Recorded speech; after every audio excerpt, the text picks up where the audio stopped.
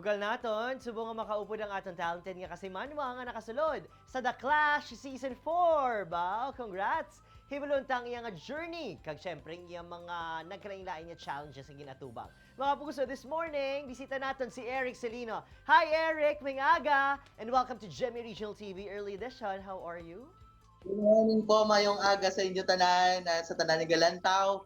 Mayong aga gid sa inyo. I hope happy and safe gid kamo dira tanan. Una sa tanan, gusto ka namon i-congratulate sa imo journey sa The Clash. Pero before we talk about that, gusto namon mabalaan, paano bala nag-umpisa ang imo hilig sa pagkanta? Alright, so thank you sa question, Ibian.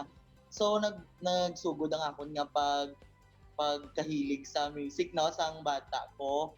Kay si mama mo gina siya ang mahilig sa sa videoke, karaoke, bali sang gamay ko wala gid ko masyado gakanta. Pero sang si mama na permi naga karaoke mo todo na do nakahiligan ko naman na sayanda nga naman ako na saya ang love niya sa music. Eric, take us back sa moments nga nag-intra ikaw sa mga nagkalain-lain niya singing contest. For sure, pati sa mga barangay, ano? Anong mga nagkalain-lain niya experiences mo? Sa una, nag-intra ako sa mga amateur singing contest, kag iban pa nga mga singing contest man sa amon nga barangay, sa eskwelahan. So sang una, mahuyaon gid ako sang high school, elementary, wala gid ko masyado gid naga-intra sa mga like competition. Kay masyado gid ko kamahuyaon, pero yanda do na develop ko na nga akon nga mga akon nga confidence man sa pagkanta.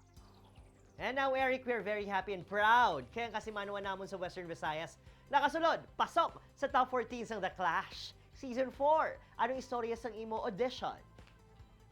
So thank you gid sa tanan-tanan. Kag ang akon nga pag-audition sa The Clash is online audition siya. So nagpasa gid ako sang akon nga video, kag duwa na siya, isa ka English kag isa ka Tagalog. So after ko magpasa, so mga after 2 weeks or a month pa daw naging tawagan kita mo certain nga natawagan para sa callback. So ari na kita diri anda kag nagapadayon nga ginaabot ang mga handom. Kumusta naman yang imo journey sa The Clash? Anong imo hashtag most memorable moment? So ang most memorable moment ko diri sa The Clash, do tanan man nga ang whole journey ko diri sa The Clash is the most memorable self. Kay grabe gid, first time ko maka-experience ini nga competition.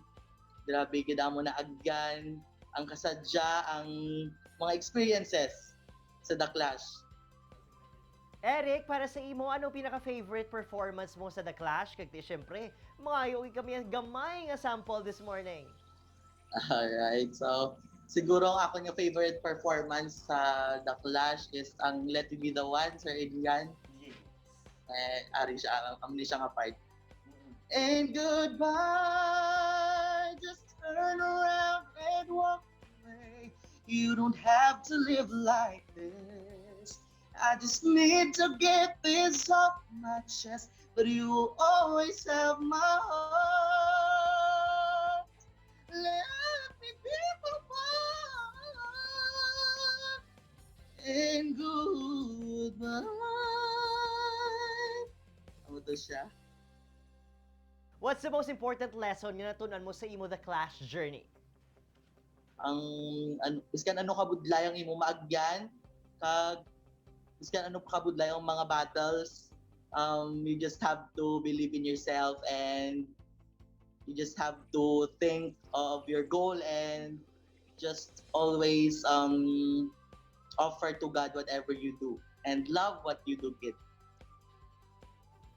Eric, we're proud of you, whatever the outcome of this season. Para sa amon, ikaw ang kampyon. Mga puso, Eric Celino, suportahan naton sa The Clash Season 4. Good morning! Thank you so much. God bless you po. Maraming salamat po.